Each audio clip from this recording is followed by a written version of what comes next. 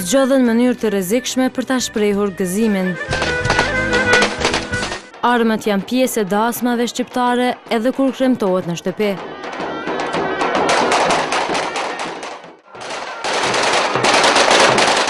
E për aq sa po praktikohet kjo traditë, po sjell vetëm rreziqe.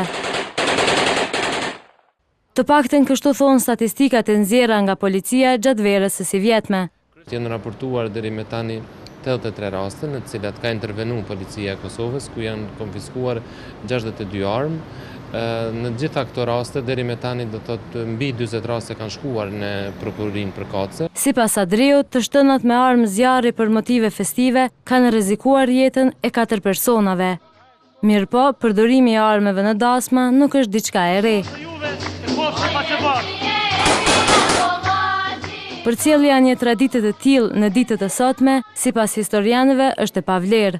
Ka qenë mjet komunikimi dhe mjet lajmërimi, kurse sot nuk është as mjet komunikimi, nuk është as mjet lajmërimi. Bile, unë do të thoja që është një shprehje degenerative ose një shfaqje degenerative me pretendim se po bën diçka qoftë si tradicionale, qoftë diçka festive, qoftë ndonjë ngjesi emocionale që është e momentit. Sociologët kanë edhe shpjegime shkencore se pse njerëzit kanë nevojë të kremtojnë me krisma.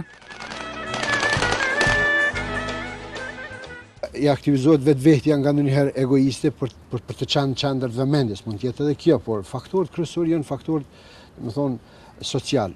Kështu, numri të plagosurve nga armët ka shumë gjasa të rritet për atë sa vazhdon ky lloj kremtimi.